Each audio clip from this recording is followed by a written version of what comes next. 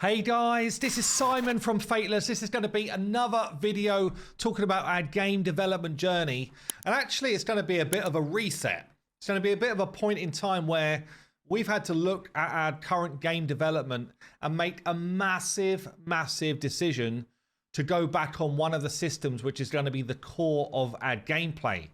So we've actually had 2 times so far in the last year where we've had to make huge decisions which fundamentally change the direction of our development. And honestly, whilst you're leading your way up to those, whilst you're having those conversations, you're kind of talking to everybody in the team and fundamentally having to make that change of direction, it's really stressful. Okay, it's really stressful because you know that loads of people have put a ton of time and work and energy into what you've done so far to basically say, you know what, that was for the history books, I guess. That was, you know, that's not the direction we're going to go anymore. So in this video, I'm going to talk you through exactly what that decision was. And I can also share with you what we were going to do because we're not doing it anymore. And fundamentally, what I want to do here is be really transparent. Yeah, we've said along the way for the community, we're going to be totally transparent and tell you what it actually makes to design, develop, and then release a game. And this is one of the things that people don't see. It's that kind of like iteration of your game to make sure that it really comes out clean and a really enjoyable experience. So look, I just want to start by saying we're not trying to reinvent the wheel here in terms of a genre. A genre has existed for many years. We've got Final Fantasy back in the day as this kind of, I guess, RPG turn-based game. That's what we're developing, right? It's an RPG turn-based. This game or this type of gameplay has been around for a long time. Okay, so we're not trying to change that. But what we did want to do was try and really hone in on some of the nostalgia of some classic RPGs. Eye of the Beholder, one of my favorites from my youth, and that kind of like feeling of my role in the team matters. Okay, so having a tank, having a healer, having a DPS, all of them having their position that fundamentally makes a difference to whether you can complete content or not. If you don't have that kind of like balanced team composition, then you're going to struggle.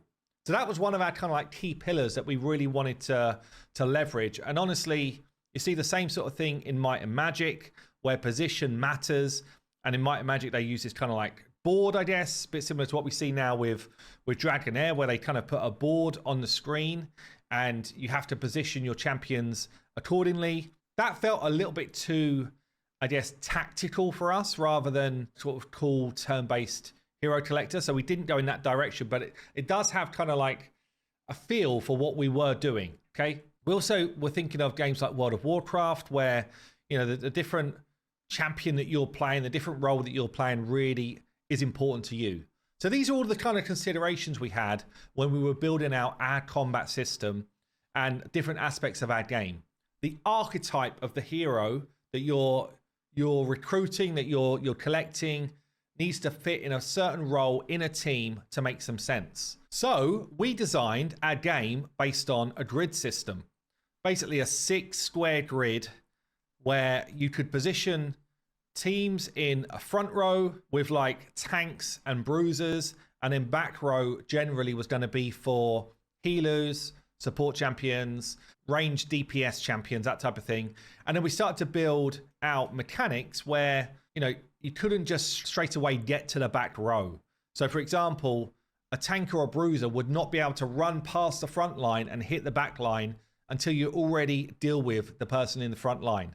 So that was kind of like the fundamental of our system. And then we thought, you know, with this kind of like grid idea, we could have quite interesting boss mechanics with different adds, different phases, that type of thing, and try and do a bit of a callback to the World of Warcraft days. This is where we had gone. This is where we were kind of like positioning ourselves. And we had some early mock-ups of what that grid could look like, which you can see here. And fundamentally, as I say, you'd be looking at trying to build out tanks and basically protectors for your team in that front row, and then people to obliterate the enemy in your back row. And we thought this is a really cool system. We thought it'd add a little bit of difference to current gameplay mechanics that we see in the genre. We still want to have multiple abilities per hero, so that you're controlling, not just controlling an ultimate, you're controlling a number of different skills, and you're having to make those decisions around when you're going to use those skills. And this is kind of the direction that we'd gone in. So then that translates then into building hero kits where they've got a certain group of different things they could do. They could target maybe the front row and then have an ability that goes through the front row into the back row. You could have healing and shielding abilities which just are corresponding to your space on the grid. And there's actually a ton of potential depth to this type of system. Okay, we could have things like surrounding, same row, front row, back row. We could have something which we looked into in depth actually, in terms of big different hero sizes coming into the team. Having perhaps a dragon on your team which takes up a number of grid squares. All really cool stuff, right? It's like, so far you're like, HH, why are you telling us this? Why is this just not still happening? Honestly, we've tested it a bunch, and people have struggled with the real complexity behind the grid. And they've also struggled with feeling like they're in a tactical RPG or a tactical game rather than just a turn-based RPG. Things like having to target the ground instead of the enemy champion was a problem for people that were testing. Things like understanding language. So, what does adjacent mean to you versus what it means to me? And ultimately, although this felt like a really cool direction, we were actually pushing too much complexity for the average player. And it's meant that we've had to have this kind of like stop moment in time and decide that we're actually going to scrap this system for something else, and something else that we've now been working on hard. And honestly, coming out the other end, I couldn't be happier. 10 days on, the team are so fired up for the new direction. It's almost like, what the hell was the grid? Okay, what the hell was this grid system that we were thinking about? Because the new direction's super cool. And I'll share that in the near future. I can't share it yet, but I'll share it in the near future so you can see what the new combat system looks like. But as I say, I wanted to share this with you because it's the reality of game design. When you're kind of like pushing through, you have to make massive calls about whether or not players are going to genuinely enjoy the game and play it for a long period of time. You also have to make these calls about how easy will it be to educate people how to play your game in a tutorial. How long are they going to stay playing your game? Like, once they've got the mechanics, great, they will love it. But how long will it take for them to get it? And will they stick around in that lead time of trying to understand all of these different mechanics that you're putting in front of someone? And that honestly was one of the things that was becoming really difficult. And we had to make a decision because this system actually costs a lot more in terms of development time and that type of stuff. Was it worth that extra investment? And we went deep, by the way. We went to the point of looking at how different attack animations could work. We went deep in terms of saying, well, what if someone in the front row is dead? How do you then come in and attack? How do different units of different size come in? We looked at some cool work here from Dane, by the way. Yeah, we looked at, okay, well, what does it look like in terms of the kind of combat coming in and doing combat animations? What does it look like if someone's a back row but he's doing a melee style hit? And we looked at this kind of like teleport system. And how does that feel if he's going through two different enemies?